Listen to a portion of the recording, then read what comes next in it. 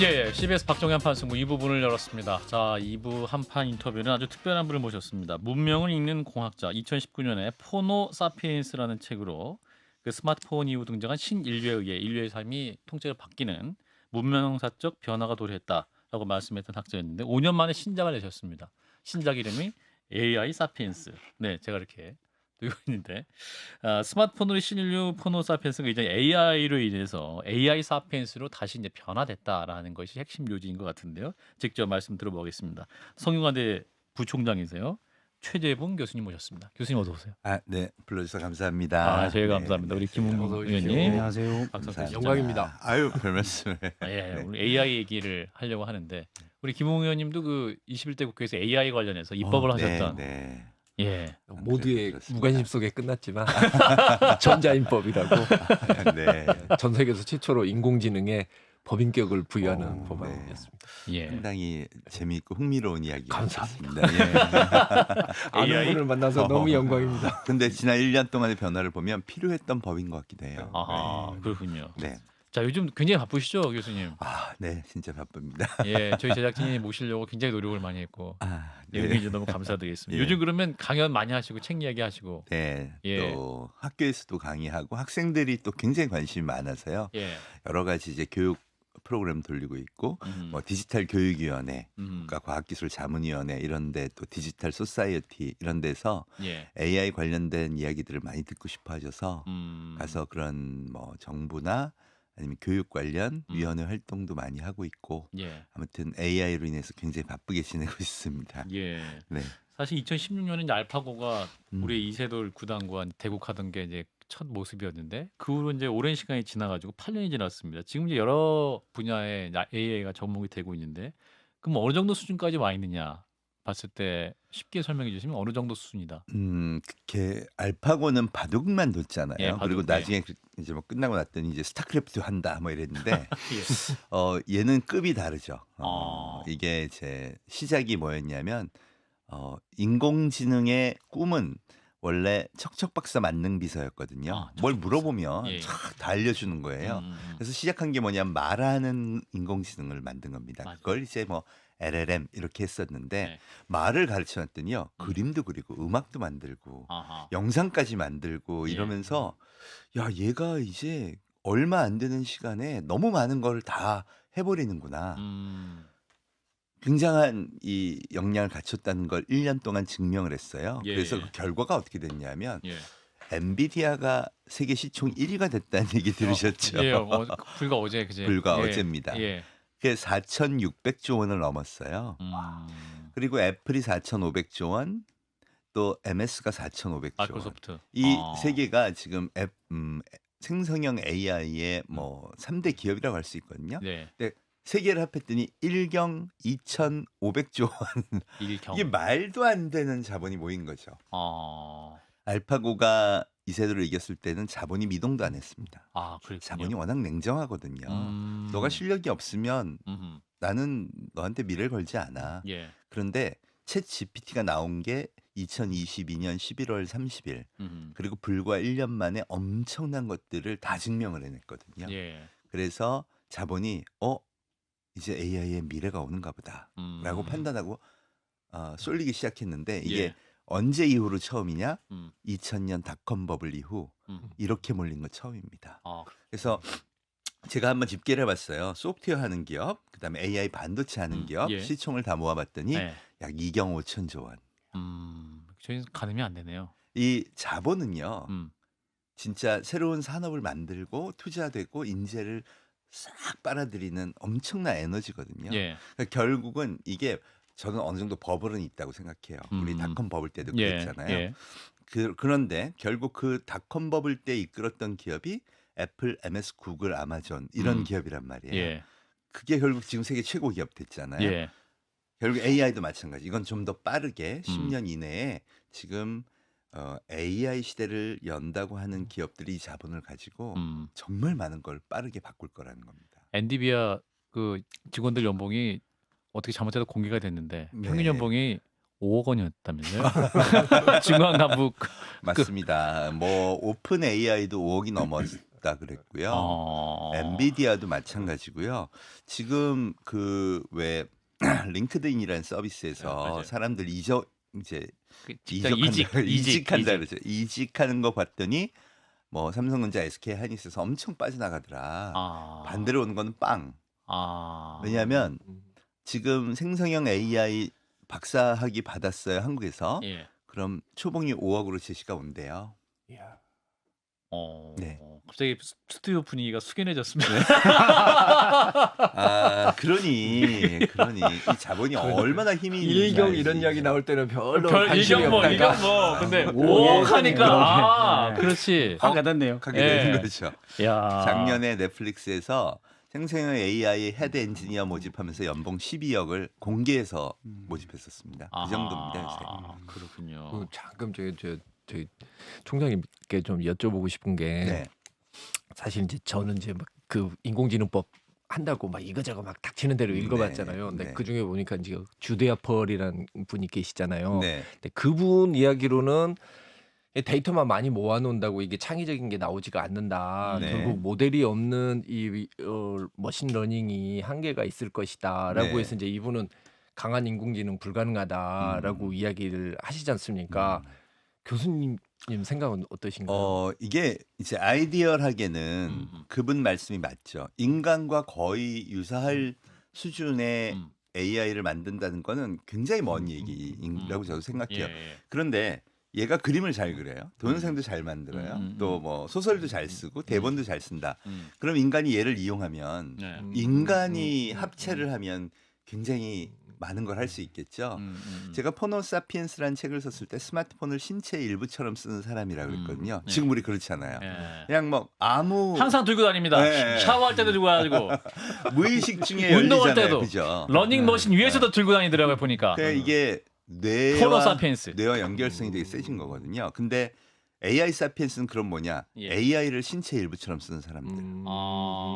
그 AI를 탑재한 폰을 갖고 있으니까 AI 사피엔스네요. 맞습니다. 아. 그러면 생각해 보세요.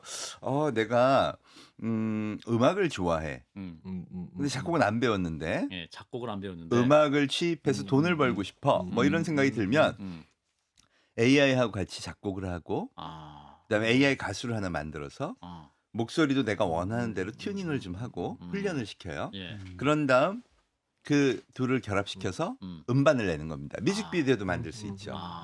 그러니까 이거는 결국 뭐냐면 상상하고 그거를 마치 그 신처럼 이걸 지휘하고 내가 이제 AI 조수들을 잘 이용해서 뭔가 아웃풋을 하나 만들면 그 세계만큼은 확실히 기존의 이 개인적 인간이 할 수 있었던 한계 범위를 확 엄청나게 벗어나는 거죠. 이게 벌써 많이 이루어지고 있기 때문에 그게 검증돼서 그만큼의 자본이 기대를 걸고 야 이러면 소위 말하는 산업계 또 경제계에 판이 바뀌겠다라는 기대치를 안고 이제 투자가 이루어지고 있는 것이죠. 저는 AI 잘 완전 모르는 초보인데요. 네. 정말 A랑 원래부터 거리가 좀 멀어서 학점도 A를 많이 못 받아가지고. 네, 네. 아티 뭐 이런 거는 좀 예. 거리가 멀어서 여쭤보면 제가 아는 AI는 일단 챗GPT 뭐 네. 이번에 4가 나왔다 뭐 네. 이런 얘기는 듣는데 네. 앞서 말씀하신 네, 예를 들어서 뭐 동영상 편집은 소라라는 게 네, 있는데 네, 네. 앞서 말씀하신 내가 좋은 음악을 나만의 어떤 캐릭터가 아주 뭐 웅장하고 대신 세련된 거 그러면 그거에 맞는 그걸 챗GPT가 해주는 건가 아니면 그거에 맞는 서비스 전문 AI 서비스가 또 따로 나오는 건가요? 이미 있죠. 수노라고 한번 수노라고. 들어가서 해보십시오.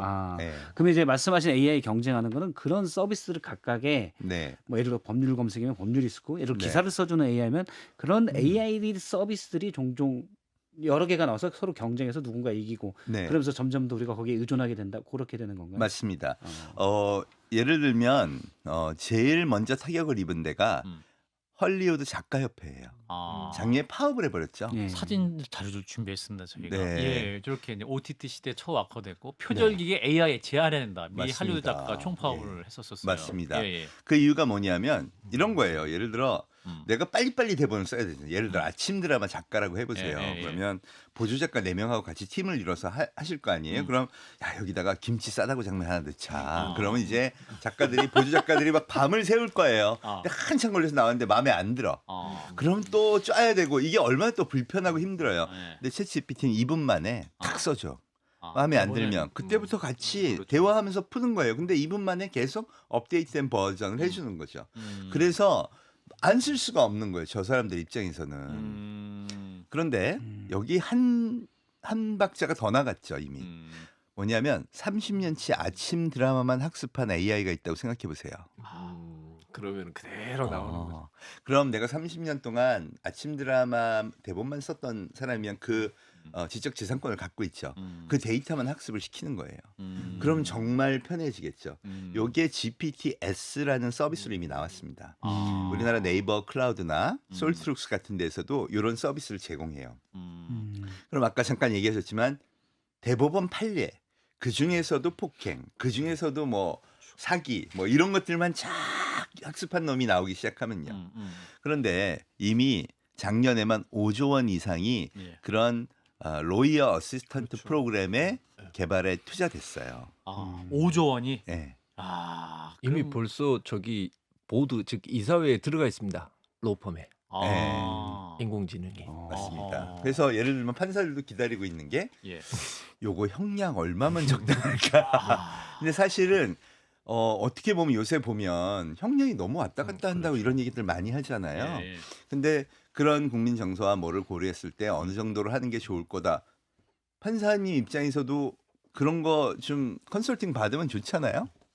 프로야구도 지금 ABS 시스템이 들어와가지고 맞습니다. 스트라이크 볼 판정을 그렇죠. 얼마나 해가지고 주시면 편하겠어요. KBO가 메이저리보다 빨리 우리가 도입했다라고 맞습니다. 굉장히 자랑하고 맞습니다. 있는데. 네. 예. 그러니까 야. 어떻게 보면 이제는 좀 그런 보편적 AI의 활용이 음. 너무 당연해졌다. 그래서 제가 왜 AI 사피엔스라는 책을 썼냐면 예. 애들이 너무 잘 써요. 학생들이 예. 우리 맞아요. 성균관대학교 네. 학생들이 성균관대학교 학생들한테 작년 11월에 음. 설문을 했어요. 음. 챗GPT 써봤냐? 음. 98%가 써봤다. 어. 학습에 도움이 되느냐? 87%가 도움이 되더라. 그다음 제일 깜짝 놀란 게 뭐냐면 멀티모달, 그림 그리고 음악 만들고 뭐 또 영상 만들고 이런 거 있잖아요. 예. 이거는 제가 일반 직장인들한테 써본 사람 그러면 음. 강연할 때도 1% 정도밖에 안 돼요. 특별히 그 직종에 있는 분들 아니면 57%가 써봤더라고요. 성균관대 학생들이 좀 우수해서 그런 거 아닙니까? 아닙니다. 제가요 진짜 깜짝 지금 놀란 거. 젊은 그 세대는 어. 달라요. 씁니다. 진짜로. 제가 그 경북 영주에 가서요. 예. 고등학생 1학년 대상으로 어. 물어봤어요. 예. 챗GPT 써본 사람 거의 100%예요. 그래요? 어른들은 10%가 안 되는데 애들은 호기심에서 들어가죠. 이게 제가 볼 때 코로나 영향이에요. 집에만 있고. 격리시킨 다음에 공부를 시켰잖아요. 그다음에 선생님들이 직접 강의하다고 인강 다 걸었죠. 예. 그러면서 애들이 세계관이 어떻게 되냐면 공부는 인터넷이 가르쳐 주는 거야. 선생님도 인터넷에서 나오고 그렇죠. 친구들도 인터넷에서 만나고 그건 모르겠으면 검색해. 한판 승부도 인터넷에서 나오고. 그렇죠. 그런 거예요. 그다음에 숙제하려면 커뮤니티 막 이래. 근데 챗GPT를 어떻게 알았냐? 이게 MIT 스탠포드 대학원생들 대학생들의 숙제를 A+를 다 맞게 해줬다. 이러니 그동안 격리를 통해서 디지털의 의존도가 굉장히 높아진 학생들이 그 소문을 못 들었겠습니까? 더구나 공짜인데 예. 다 써보고 다 한 거예요. 그래서 이제 교수님께 짚어주신 세대가 잘파 세대인데. 맞습니다. 잘파 세대. 이게 뭡니까?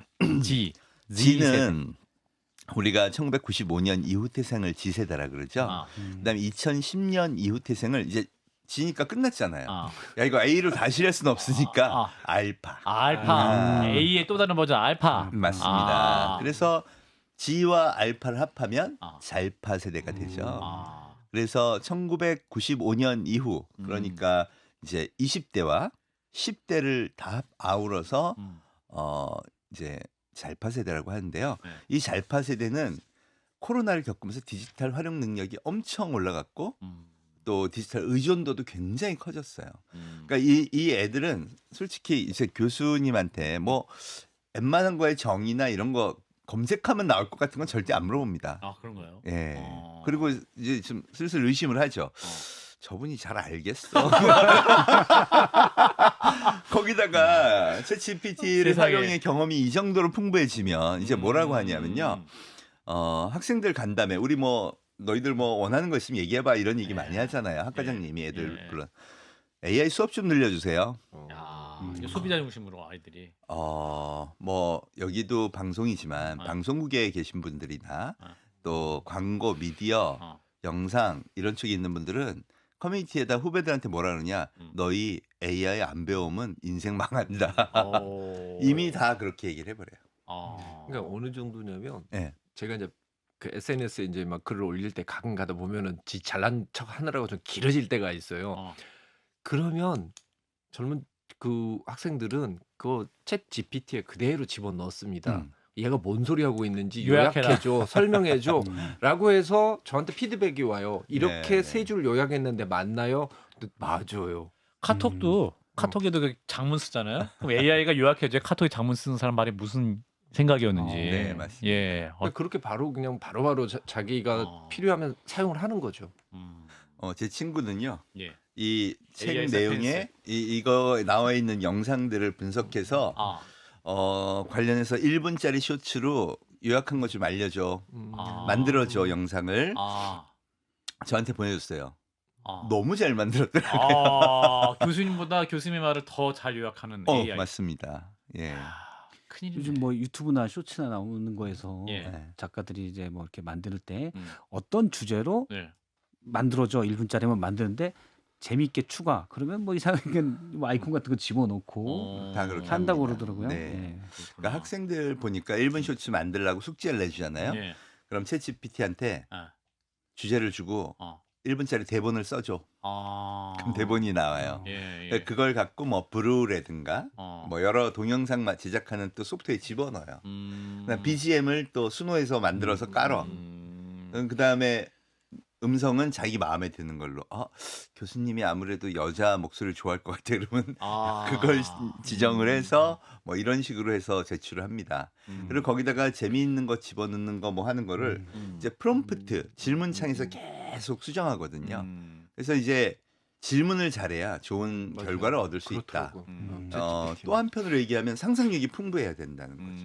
예, 이제 그런 시대가 된 겁니다. 이전에는 뭐 이렇게 포털 시대에는 검색을 잘하는 사람이 훌륭한 맞습니다. 지식인이었지만 이제 네. AI 시대에는 그 프롬프터 명령어를 잘 입력을 해서 원하는 아웃풋을 잘 얻어낼 수 있는. 맞습니다. 그게 포노 사피엔스와 AI 사피엔스의 사피엔스의 차이라고 보시면 그렇군요. 네. 사실 이제 AI가 너무 발달하다 보고 너무 빨리 발전하니까 네. 또 겁나잖아요. 그래서 맞습니다. AI와 사람 공존 어떻게 할 것이냐 또 이러고부터 근본적인 물음을 제시하고 맞습니다. 그럼 AI의 끝은 무엇이냐? 뭐 많은 사회학자들이 이제 그거에 관한 이야기를 하는데요. 예. 그 세계적으로 유명한 석학 중에 한 분이 예. 제프리 힌튼 교수님이 계신데 예. 이분은 상당히 긍정적으로 좀 보시는 편이에요. 뭐 AI가 인간을 지배한다거나 뭐 하거나 하기는 어렵고 지금까지 자기가 연구한 프로그램에 따르면 예를 들어 AI가 아무리 뭘 학습한다 그래도 결국은 인간이 시키는 것을 제공하는 쪽에 이 프로그램으로 아직까지는 그렇다는 거예요. 예. 그러니까 우리는 인간을 말살하면 AI가 잘 살 수 있어. 근데 AI는 잘 살고 싶은 의지가 없다는 거죠.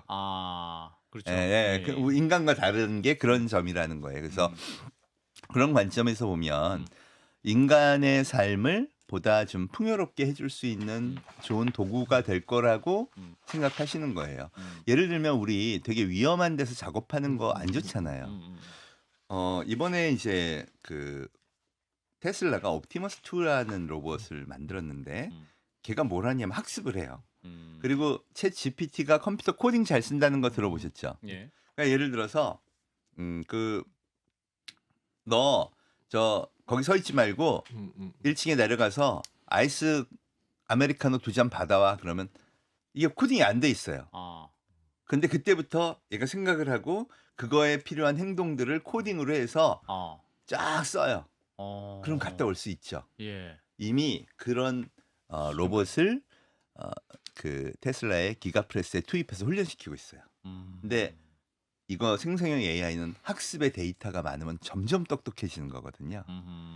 그걸 바탕으로 점점 더 나은 일들을 할 수 있도록 임의의 명령의 일들을 할 수 있도록 이제 그렇게 만드는 거죠. 자, 그러면 좀 위험한 환경이나 이런 데는 개를 시키는 거예요.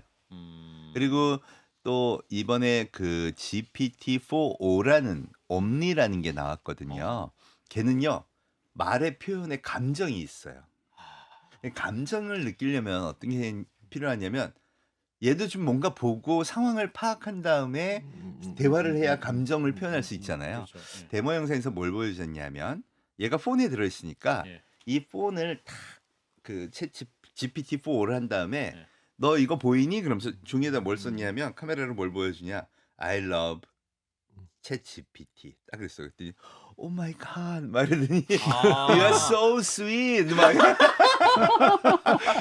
그래서 아메리칸이네요, 그거는. 소름이 쫙 끼치더라고요. 그러니까 아. 여자친구처럼 이렇게 훈련을 시킬 수도 있겠구나. 진짜 그런 때가 왔구나. 아. 그리고 이번 기술이 약 그 서로 대화가 오가는데 320ms가 걸리는 걸로 나왔어요. 그러니까 그게 일반적으로 사람이 대화할 때 걸리는 평균 시간 그걸 구현한 거예요. 그리고 데모 때 또 뭘 보여주냐면 시각 장애인 분이요 예. 대화를 해. 아. 보고 싶잖아. 야 앞에 뭐가 있니? 그럼 또 얘기해주고 아. 나 이제 피곤해 집에 가야겠어. 그럼 내가 택시를 불러줄게요. 예. 그래요. 그럼 택시가 와.